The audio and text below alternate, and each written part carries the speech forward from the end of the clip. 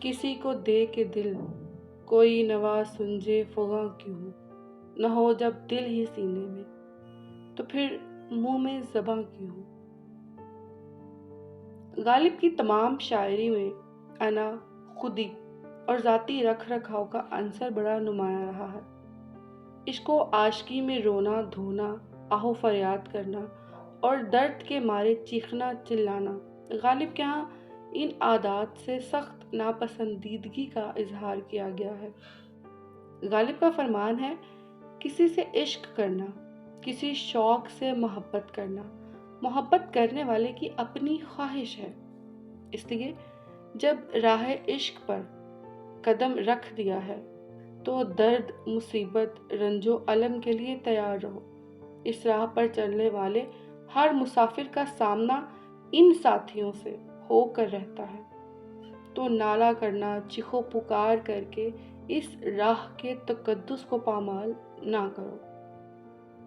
راہ شوق میں دل پر آپ کا اختیار نہیں ہوتا، آپ کا دل آپ کے محبوب کے پاس ہوتا ہے۔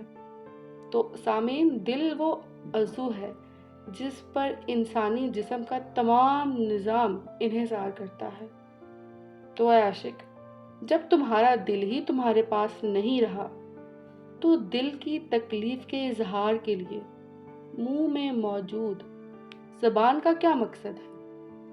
عشق کے مکتب کا پہلا اصول ہر تکلیف اور درد کو برداشت کرنا ہے اور اپنے ہونٹ سی لینا ہے۔ خاموش اے دل، بھری محفل میں چلانا نہیں اچھا، ادب پہلا کرینہ ہے محبت کے کرینوں میں۔ وہ اپنی خو نہ چھوڑیں گے، ہم اپنی وضع کیوں چھوڑیں؟ سبک سر بن کے کیا پوچھیں کہ ہم سے سرگراں کیوں ہو؟ سامعین، جہاں غالب عاشق کو اپنے محبوب کے سامنے ہر حال میں سرنگوں رہنے کا درس دیتے ہیں، وہیں غالب عشاق کی عزت نفس اور انا پر سمجھوتا نہ کرنے کا بھی بیان کرتے ہیں۔ کہتے ہیں کہ میری جانب سے والہانہ محبت کے باوجود میرا محبوب اپنی خفگی اور نظر انداز کرنے والے رویے میں کبھی نہیں لا رہا، تو ایسے میں یہ ہماری خودی اور عزت نفس کی توہین ہے کہ ہم اپنے آپ کو نیچ ظاہر کر کے، چھوٹا ظاہر کر کے اپنے محبوب سے ان کی نگاہ التفات کا سوال کریں۔ ہم عاشق ہیں تو ہیں، ہم محبوب پر جان تو نچھاور کر سکتے ہیں مگر اپنی انا کی قربانی نہیں دے سکتے۔ جب ہمارے بے پناہ جذبات کا ان تک پہنچنا انہیں ان کے طرز تغافل سے نہ ہٹا سکا تو ہم کیوں اپنی انا پسندی کی طرز کو ترک کریں؟ کیا غمخوار نے رسوا، لگے آگ اس محبت کو، نہ لاوے تاب جو غم کی، وہ میرا رازداں کیوں ہو۔ ایک عاشق کے لیے محبوب کی جانب سے دی جانے والی اذیتوں پر تکلیف کا اظہار کرنا سب سے زیادہ باعث شرم ہے۔ ایک آنسو نے ڈبویا مجھ کو ان کی بزم میں، بوند بھر پانی سے ساری آبرو پانی ہو گئی۔ یہاں میں سامعین کے لیے دوبارہ عرض کرنا چاہوں گی کہ محبوب ایک استعارہ ہے جو زندگی کے ظالم ہونے کو زندگی کے تلخ لمحات کے لیے استعمال کیا جاتا ہے۔ غالب اپنے قد میں اتنے پست نہیں تھے کہ محض ایک گوشت پوست کی محبوبہ کے لیے دیوان کے دیوان کہہ ڈالتے۔ شاعری چونکہ تشبیہات، تلمیحات، استعاروں اور مبالغہ آرائی کا بڑا دلنشین امیزہ ہوتا ہے، اس لیے شاعر کے الفاظ کے محض لغوی معنی اور انہیں ایک سطحی سا مفہوم دے کر سمجھنا شاعر کے فن کے ساتھ انصاف نہیں ہے۔ اس لیے شاعری کے سمندر میں غوطہ زن ہو کر، شاعری کے اندر اتر کر شعر کو معنی دینے چاہیے۔ تو آئیے ہم واپس اپنی تشریح کی طرف چلتے ہیں۔ تو کہتے ہیں کہ ایک عزت نفس رکھنے والا انسان کبھی بھی اپنی زندگی کی پریشانیوں اور دکھوں پر اظہار افسوس نہیں کرتا، زندگی کی ستم ظریفی کا گلہ نہیں کرتا۔ ہاں، کسی ایک آدھ دوست سے دل کا بوجھ ہلکا کر بیٹھا اور اس دوست، اس غمخوار نے شاعر کی زندگی کے دکھوں پر دکھی ہو کر دنیا میں کہہ دیا کہ میرے دوست کی زندگی کس قدر مشکل ہے۔ غالب کی لاج اس اعلان، اس رسوائی سے جاتی رہی۔ انہیں اپنے رفیق کی ایسی محبت سے نفرت ہونے لگی جس نے غالب کا حال دل، ان کا راز دنیا کے سامنے کہہ دیا۔ تو کہتے ہیں کہ میری طرف سے ایسی محبت کو آگ لگے جو ذرا سا درد برداشت نہ کر پائی۔ غالب کا راز نہ اور اتنا چھوٹا دل، ایسے رفیق سے ہے ہم تنہا ہی بھلے۔ وفا کیسی کہاں کا عشق جب سر پھوڑنا ٹھہرا، تو پھر اے سنگ دل تیرا ہی سنگ آستاں کیوں ہو۔ اے میرے محبوب، تمہارے اور میرے درمیان وفا اور عشق جیسا کوئی تعلق نہیں رہا، کیونکہ ہم نے ہر طرح سے تم تک اپنے دل کے جذبات پہنچائے، تمہیں ہر طور اپنی محبت کی شدت کا احساس دلانے کی کوشش کی، مگر تم ایسے پتھر دل ہو کہ موم ہونے کو نہیں آتے۔ تمہارا مجھ سے سخت برتاؤ نرم ہونے کو نہیں دیتا۔ تو اب تو تم سے وفا کی امید لگانا محض ایک دھوکہ ہے۔ اب اس آس کو پورا کرنے کے لیے کوشش بیکار ہے۔ اب تم سے التجائے محبت کرنا دیوار پر سر دے مارنے کے مترادف ہے، جس سے محض میرا خود کا سر ہی لہو لہان ہوگا۔ تو پھر اب مزید اس تعلق میں رہنے سے کیا حاصل؟ اب جب مجھے خود کو ہی لہو لہان کرنا ہے تو پھر تم جیسے پتھر دل کے سنگ آستاں سے کیوں ٹکراؤں؟ سامعین، سنگ آستاں اصل میں پرانے زمانے میں لوگ گھر کے باہر پتھر رکھا کرتے تھے۔ تو شاعر کی مراد ہے کہ میں پھر کیوں تمہارے گھر کے چکر لگا کر اپنی وفاؤں کا جواب مانگنے آؤں، جبکہ یہ عمل ایک بیکار مشق سے زیادہ کچھ نہیں۔ تو اب سے میں کسی بھی اور جگہ جا کر اپنا سر پھوڑ لوں گا، تمہارے دروازے پر دستک دے کر خود کو شرمسار نہیں کروں گا۔ قفس میں مجھ سے رودادے چمن کہتے نہ ڈر ہمدم، گری ہے جس پہ کل بجلی وہ میرا آشیاں کیوں ہو۔ اس شعر میں شاعر نے کچھ امید اور کچھ خوف کا ملا جلا بیان کیا ہے۔ شاعر نے اپنے آپ کو ایک پرندہ پیش کیا ہے جو قید میں ہے اور رات ہی ان کے چمن پر بجلی گری اور کسی کے گھر کو جلا کر خاک کا ڈھیر بنا ڈالا۔ اب شاعر کا ساتھی شاعر کے ہونے والے نقصان سے اسے مطلع کرنا چاہتا ہے، مگر شاعر کی زندگی میں پہلے سے موجود پریشانیوں کو جانتے ہوئے بات کرنے سے ہچکچا رہا ہے۔ تو ایسے میں شاعر کے اندر کہیں دور اس بات کا خوف ہے کہ کل جو قیامت گزری ہے اس نے میرا ہی نقصان کیا ہوگا، مگر اپنے ساتھی کو کہنے کی ہمت دلانے کے لیے آس اور امید کا دامن پکڑے ہوئے ہیں کہ تو کل جو بھی ہوا مجھے کھل کر بیان کر۔ کل جس آشیانے پر بجلی گری ہے وہ میرا تھوڑی ہوگا، وہ کسی اور کا ہوگا۔ چمن میں اور بھی تو کتنے آشیانے تھے۔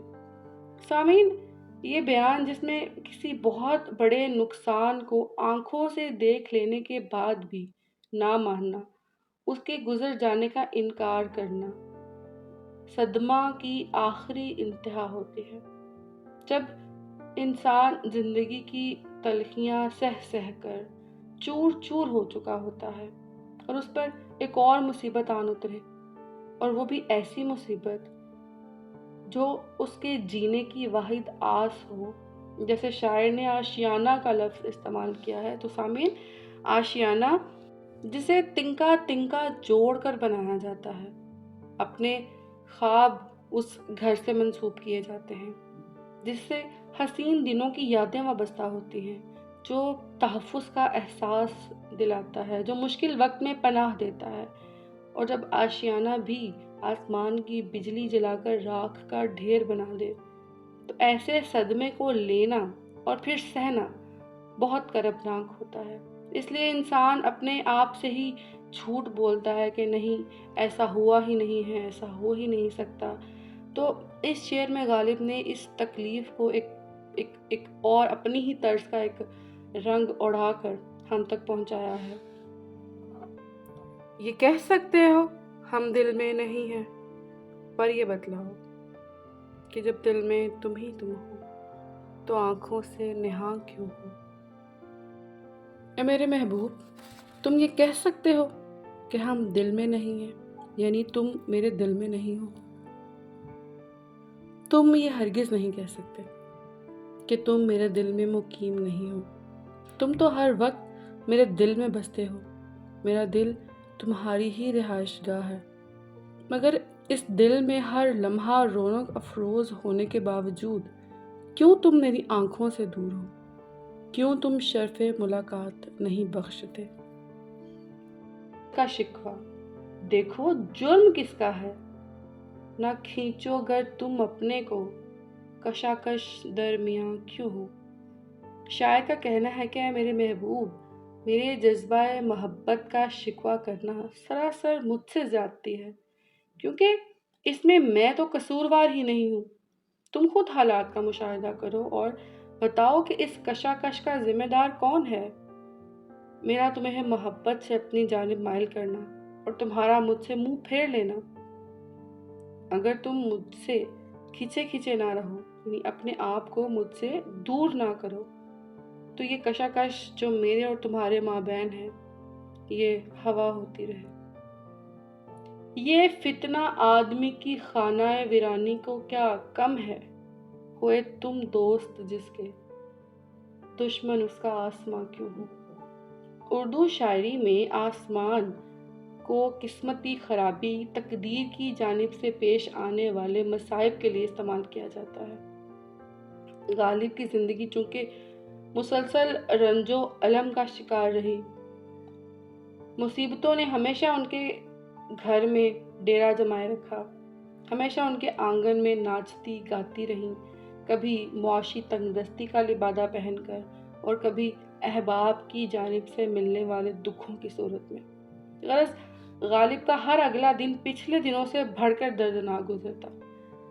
تو ایسے میں غالب کہتے ہیں کہ ان سب مشکلات اور مصائب کے لیے مجھے میری تقدیر کو مورد الزام ٹھہرانے کی ضرورت ہی نہیں، کہ جو شخص عشق جیسے فتنے کو اپنے گھر مہمان کرتا ہے، اس کے لیے تو پھر تباہی ہی تباہی ہے، اور میں نے تو تم جیسے خود سر سے عشق کرنے کا جرم کیا ہے، تو مجھے تو برباد کرنے کے لیے میری تقدیر کو کسی قسم کے تردد کرنے کی زحمت نہ کرنا پڑے گی۔ تم سے دوستی، تم سے اظہار عشق از خود ہی میری خانہ ویرانی کا سامان ہے۔ یہی ہے آزمانا تو ستانا کس کو کہتے ہیں، عدو کے ہو لیے جب تم تو میرا امتحان کیوں ہو؟ میرے محبوب اور میرے رقیب کی الفت کے افسانے زبان زد عام ہو چکے ہیں، ان کے مابین راہ و رسم بڑھتے جا رہے ہیں، اور میرا اس سبب پر اپنے محبوب سے گلہ کرنا اسے ناگوار گزر رہا ہے۔ کہتا ہے کہ میں تو تمہاری محبت کے اٹوٹ ہونے کو پرکھ رہا تھا، اور تم اس آزمائش میں کامیاب نہیں ہو سکے۔ میں پوچھتا ہوں کہ یہ کیسی آزمائش ہے؟ یہ تو سراسر مجھے ستانے کا، مجھے اذیت پہنچانے کا عمل ہے۔ میرا محبوب کیوں اپنے اور میرے رقیب کے شروع ہونے والے نئے تعلق کا اقرار نہیں کرتا؟ آزمائش کے نام پر اس کا غیر سے میل جول بڑھانا میرے لیے باعث تکلیف ہے۔ میں یہ درد سہنے کی سکت نہیں رکھتا۔ جب وہ میرے دشمن کا ہو جانا قبول کر چکا ہے تو مجھے ستانے کا، مجھے تکلیف دینے کا کیا مقصد ہے؟ ہو چکا قطع تعلق تو جفائیں کیوں ہیں؟ جن کو مطلب نہیں رہتا وہ ستاتے بھی نہیں۔ کہا تم نے کہ کیوں ہو غیر کے ملنے میں رسوائی، بجا کہتے ہو سچ کہتے ہو پھر کہیو کہ ہاں کیوں۔ محبوب کا گلہ ہے کہ شاعر نے اسے پابند کر رکھا ہے، کسی سے ملنے جلنے پر اعتراض کرتا ہے۔ شاعر نے اسی گلے کا جواب دیا ہے کہ اے میرے محبوب، تم کہتے ہو کہ تم جب میرے رقیب سے میل ملاقات بڑھاؤ گے تو اس سے تمہاری عزت پر کوئی حرف نہیں آئے گا، تمہاری بدنامی نہیں ہوگی۔ یہ تم اپنی جگہ درست کہتے ہو، تمہارے نزدیک یہ سچی بات ہے، کیونکہ تم ایک سیدھا سادہ معصوم دل رکھتے ہو، مگر تم دنیا کے طور سے واقف نہیں ہو۔ اہل دنیا تو کسی کو بدنام کرنے کے لیے بس موقع کی تلاش میں رہتے ہیں کہ ادھر کسی کی کوئی بات ہاتھ آئی، ادھر وہ زمانے بھر میں اس پر کلنک لگانے میں دیر نہ کریں۔ دنیا کے یہ رنگ جانتے ہوئے میں تمہیں کس طرح غیر سے، یعنی وہ کوئی اور جو تمہیں میرے علاوہ چاہتا ہے، اس سے ملنے سے نہ روکوں۔ نکالا چاہتا ہے کام کیا تانوں سے تو غالب، تیرے بے مہر کہنے سے وہ تجھ پر مہرباں کیوں ہو۔ جس طرح غزل کے آغاز میں بتایا جا چکا ہے کہ غالب انانیت پسند شاعر تھے، وہ محبت میں فریاد کرنے کے قائل نہیں تھے۔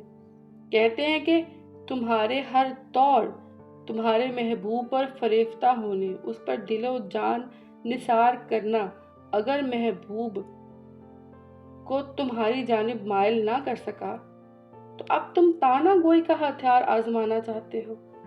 نہیں، تم ایسا نہیں کرو گے۔ تم اسے ظالم، بے مہر، بے مروت کہہ بھی لو تو اسے تمہارے آہ و فریاد سے کوئی فرق نہیں پڑنے والا۔ ہاں، تمہاری بچی کھچی عزت نفس وہ بھی جاتی رہے گی۔ بہت شکریہ، امید کرتی ہوں آپ کو ہماری کاوش پسند آئی ہوگی۔ چینل کو سبسکرائب کیجیے۔